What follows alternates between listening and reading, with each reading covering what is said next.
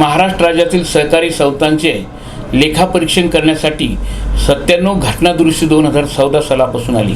त्यामध्ये नवीन त्या तरतुदीची वैशिष्ट्य अशी होती की सहकारी संस्थांना लेखापरीक्षण करण्यासाठी ऑडिट करण्यासाठी स्वायत्तता देण्यात आली आणि अशी स्वायत्तता देताना काही बंधनं किंवा काही नियम तयार करण्यात आले। याचे वैशिष्ट्य असं होतं की वार्षिक सर्वसाधारण सभेमध्ये दरवर्षी कलम 75 प्रमाणे वार्षिक सर्वसाधारण सभेमध्ये लेखापरीक्षकाची नेमणूक करायची। पुढील वर्षासाठी नेमणूक केल्यानंतर पुढच्या वर्षामध्ये लेखापरीक्षकांनी आपलं काम 31 जुलैपर्यंत पूर्ण करायचं आहे। 31 जुलै पूर्ण झाल्यानंतर संस्थेने आपली वार्षिक सभा 30 सप्टेंबरच्या घेतली पाहिजे आणि कुठल्याही संस्थेचा लेखापरीक्षण अहवाल असल्याशिवाय ताळेबंद सर्टिफाईड केल्याशिवाय वार्षिक सभा घेण्यात येत नाही आणि वार्षिक सभेमध्ये लेखापरीक्षकाची नेमणूक केल्याशिवाय ऑडिट करता येत नाही। महाराष्ट्र सहकारी संस्था कलम 81 अन्वये लेखापरीक्षण कोणी करायचं, कसं करायचं याची प्रोव्हिजन सांगितलेली आहे।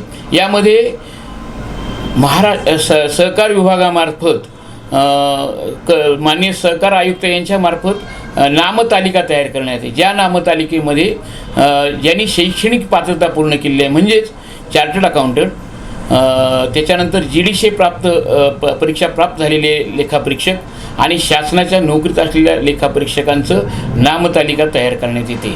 अशी नामतालिका तयार केल्यानंतर त्याची यादी केल्यानंतर महाराष्ट्र शासनाकडं त्याची मंजुरी घेण्यात येते। महाराष्ट्र शासनाने मंजुरी दिल्यानंतर पॅनल अस्तित्वात येतं आणि त्याच पॅनलमधला लेखापरीक्षकाला ऑडिट करण्याची अधिकार आहेत। असं ऑडिट करताना लेखापरीक्षाने महाराष्ट्र सहकारी संस्था कलम 1961चे नियम 69 अन्वये काही प्रोव्हिजन सांगितलेले आहे।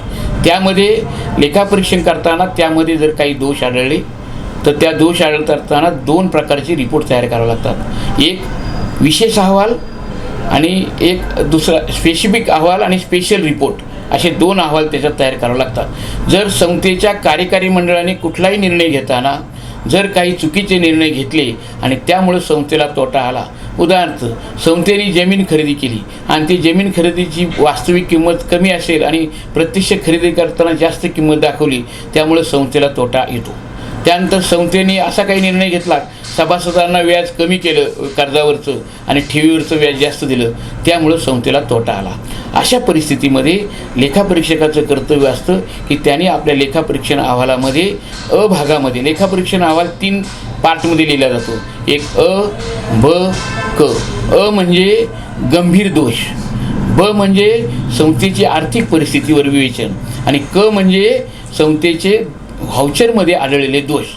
असं स्पेशल रिपोर्ट तयार होतो। त्यानंतर स्पेसिफिक रिपोर्ट म्हणजे संस्थेच्या पैशाचा गैरव्यवहार किंवा संस्थेचं पैशाचं चुकीचं नियोजन करून संस्था तोट्यामध्ये जाते। उदाहरणार्थ ज्या व्यक्तीला उत्पन्नाचे साधन नाही अशा व्यक्तीला जास्त कर्ज वाटप केलं आणि संस्थेचे काही पैसे कॅश स्वरूपामध्ये म्हणजे अखेर शिल्लक जर संस्थेच्या असते ते शिल्लकेचा अपहार करणे किंवा कोणीतरी व्यक्तीने वापरणे, अशा प्रकारचा जर व्यवहार झाला तर त्या ठिकाणी संस्थेचा विशेष अहवाल तयार होतो। ह्या अहवाल तयार करताना निबंधकाला अहवाल देतानाच त्यांना FIR दाखल करावं लागते, म्हणजे प्रथम गुन्हा नोंद करावी लागते पोलीस स्टेशनला आणि असे नोंद केल्यानंतर त्या संबंधिताला अटक होते। सहकारी संस्थेच्या पदाधिकाऱ्याला त्यामध्ये अटक होऊन त्यांना त्याची चौकशी होते। अशा प्रकारे आर्थिक व्यवहाराचा घोटाळा आणि दुसरा संचालक मंडळाने कार्यकारी मंडळाने व्यवहार करताना घेतलेला चुकीचा निर्णय, ह्यामध्ये 2 प्रकारे, एक डायरेक्ट पोलीस केस, दुसरं कलम 83 आणि कलम 88 अन्वये संस्थेच्या कारभाराची चौकशी केली जाते आणि या चौकशीमध्ये जे दोषी ठरतील त्यांच्याकडून पैशाची वसुली सामूहिक आणि वैयक्तिक या स्वरूपामध्ये करण्याचा आदेश काढण्यात येतो। म्हणजे संचालक जे असतात चालवणारे हे संचालक या संपूर्ण संस्थेच्या व्यवहाराला जबाबदार असतात।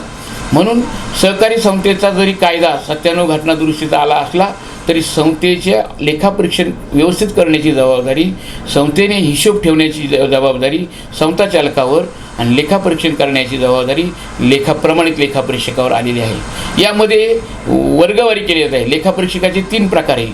एक अ, दुसरा ब आणि क. अ म्हणजे संस्थेच्या चार्टर्ड अकाउंटंट आणि त्यांची कंपनी. ब म्हणजे ज्यांनी 10 वर्षापेक्षा जास्त काम केले असे GDC पदवीधारक. आणि क म्हणजे ज्यांनी नुकतीच लेखापरीक्षण म्हणून नेमणूक झालेली अशी. त्याच्यानंतर संस्थांच्या पण विगतवारी अ ब क मध्ये केलेल्या आहे. म्हणजे अ भागातला लेखापरीक्षक अ भागातलेच संस्था करू शकतो. ब भागात काम करणारा लेखापरीक्षक ब भागातल्याच करू शकतो. आता उदाहरणार्थ अ भागामध्ये कुठल्या संस्था येतात? अ म्हणजे महाराष्ट्र राज्य सहकारी कार्यक्षेत्र असणाऱ्या बँका, सूतगिरण्या, फेडरेशन, गृहनिर्माण संस्थांचं फेडरेशन, पतसंस्थांचं फेडरेशन अशा प्रकारचं अ भागामध्ये येतात. ब मध्ये जिल्हा मध्यवर्ती बँका, जिल्हा फेडरेशन, जिल्हा लेवलला काम करणाऱ्या संस्था. आणि क म्हणजे प्रायमरी लेवलच्या सर्व प्रकारच्या संस्था. खालच्या लेखापरीक्षकांनी वरच्या संस्थेचं ऑडिट करता येत नाही, पण वरच्या लेखापरीक्षकाला खालच्या संस्थांचं करावं लागतं. आणि लेखापरीक्षण अहवाल लिहिताना, तयार करताना फार काळजी घ्यावी लागते. आणि कुठल्याही गोष्ट पुराव्याशिवाय लेखापरीक्षकांनी लिहायचं नाही, कारण त्याला कॉन्क्रीट पुरावा पाहिजे. चुकीचं लिहिलं, लेखापरीक्षकाचं अगदी मुद्देसूद आलं पाहिजे आणि कायद्याला धरून आलं पाहिजे, संस्थेच्या पोटनियमाला धरून आले पाहिजे.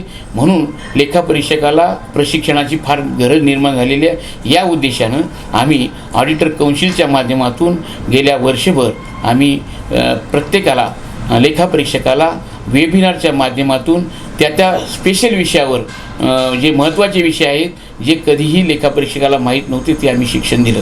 त्याचप्रमाणे आमच्या लेखापरीक्षकाला प्रोफेशनल म्हणून काम करत असल्यामुळं कुठल्याही प्रकारची शासनाने हमी नाही घेतलेली.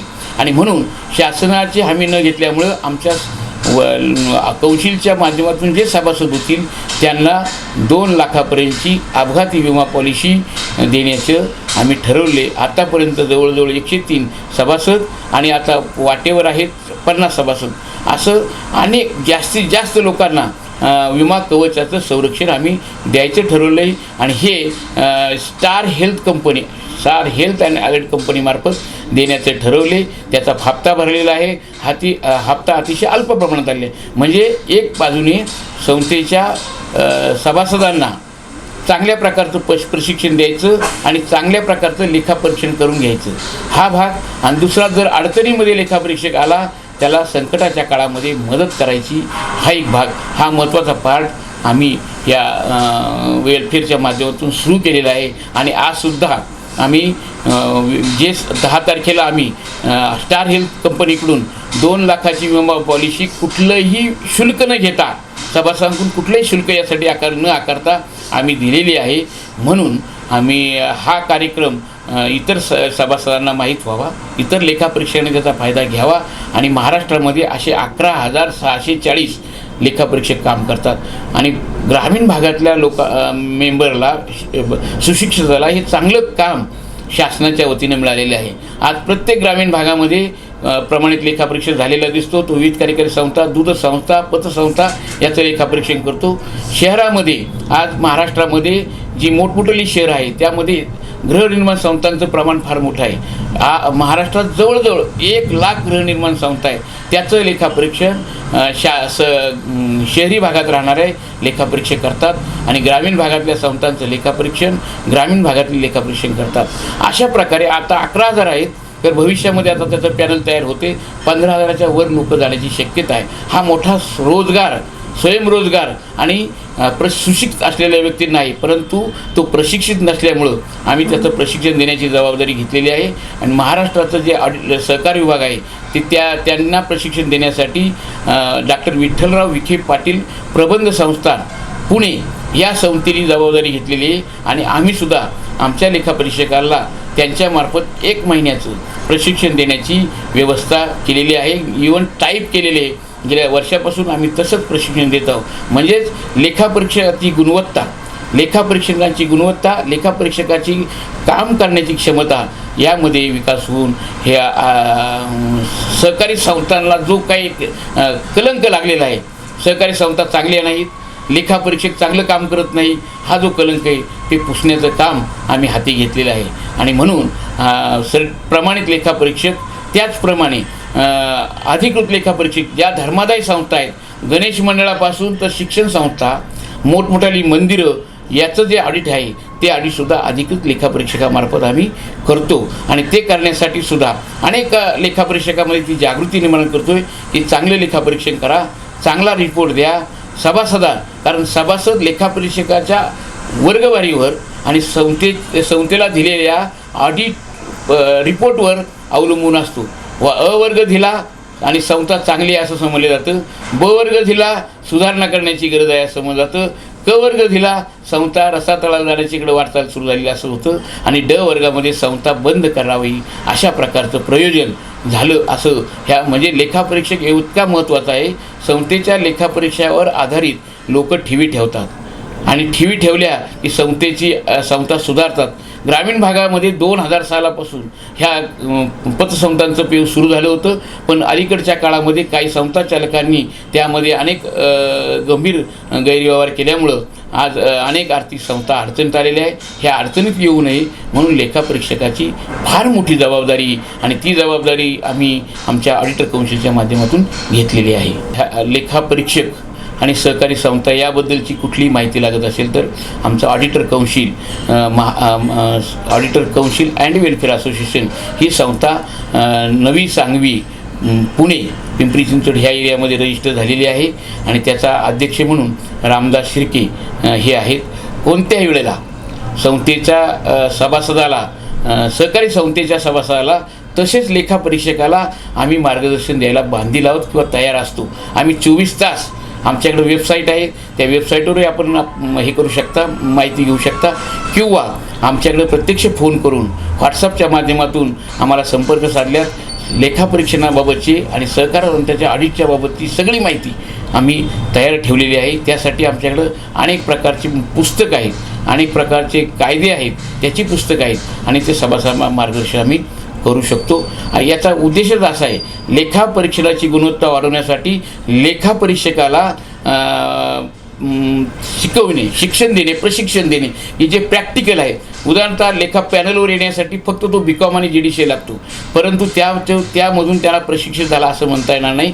प्रत्यक्ष जमा, नावे, व्हाउचर, जमा, कर्ज वाटप ह्याबाबतची माहिती द्यावी लागते, आणि ती घेतल्यानंतरच खऱ्या अर्थानं तो लेखापरीक्षक ऑडिट करू शकतो. नाहीतर मागचा लेखापरीक्षण अहवाल पाहायचा, त्याप्रमाणे माहिती भरायची आणि जुजबी उत्तरं लिहून एखाद्या त्रुटी राहण्याची शक्यता असते. म्हणून लेखापरीक्षकाला लेखापरीक्षक पॅनलवर येतानाच त्यांना प्रशिक्षण द्यावा अशी आमची मागणी आहे. त्याचप्रमाणे आम्ही लेखापरीक्षकांना ओळखपत्र मिळाली पाहिजेत अशा प्रकारची पण मागणी केलेली आहे. त्याचप्रमाणे लेखापरीक्षकांना शासनाच्या वतीनं हमी दिली पाहिजे की जर काही झालं तर, जसं आज जे माथाडी बोर्ड आहेत, ज्या माथाडी बोर्डला कायदा आहे, माथाडी बोर्डसाठी सेवा नियम आहेत, माथाडी बोर्डला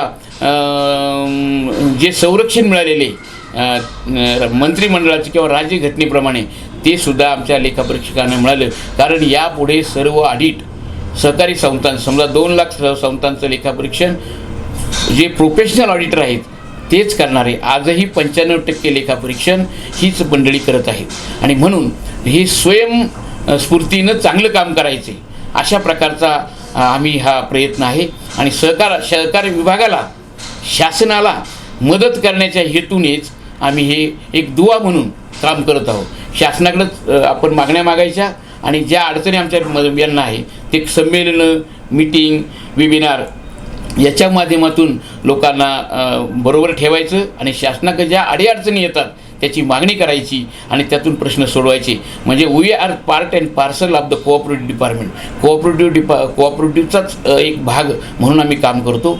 खरं म्हणजे प्रत्येक एका शेवटच्या टोकापर्यंत, शेवटच्या व्यक्तीपर्यंत जाण्याची क्षमता फक्त सहकारामध्ये आहे. कारण ज्या ठिकाणी ST जात नाही, ज्या ठिकाणी गाडी जात नाही कुठली, त्या ठिकाणी संस्थेची दूध डेअरीची गाडी पोचते हा अनुभव आहे लोकांना. ज्या ठिकाणी शेतकऱ्याचं कुठेही काम होत नाही त्या ठिकाणी गावामध्ये असणारी वीज कार्यकारी संस्थेमार्फत किंवा दूध संस्थेमार्फत त्याचे आर्थिक व्यवहार होतात. हे फार मोठं श्रेय ह्या सहकाराला आहे.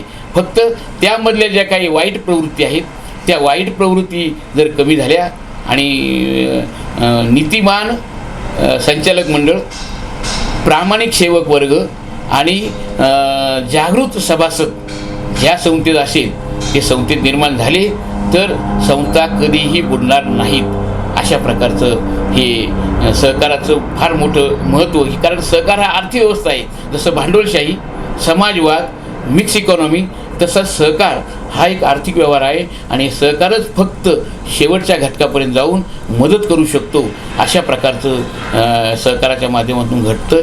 म्हणून हा सहकाराच्या माध्यमातून आम्ही घटक आहोत आणि महत्त्वाचा घटक आहे ज्यामध्ये वर्गवारी ठरवली जाते, ज्यामध्ये गुणवत्ता ठरवली जाते आणि त्या गुणवत्तेला पाहून ठेवीदार आपलं ठेवी जमा करतात, बचत करतात आणि ज्या ठिकाणी पतसंस्थेमध्ये ज्या ठिकाणी लोकांचं कुठंच काम होत नाही, सभासदांचं कुठंच काम होत नाही त्या ठिकाणी पतसंस्थेने पत निर्माण करण्याचं काम ग्रामीण भागामध्ये पतसंस्थेच्या माध्यमातून निर्माण केलेलं आहे. अशा प्रकारची ही सहकार चळवळ अतिशय चांगली आहे आणि त्या चळवळीमध्ये आम्ही एक चांगला त्यातला पार्ट आम्ही समजतो आणि जबाबदारी घेतो. धन्यवाद. जय हिंद, जय महाराष्ट्र.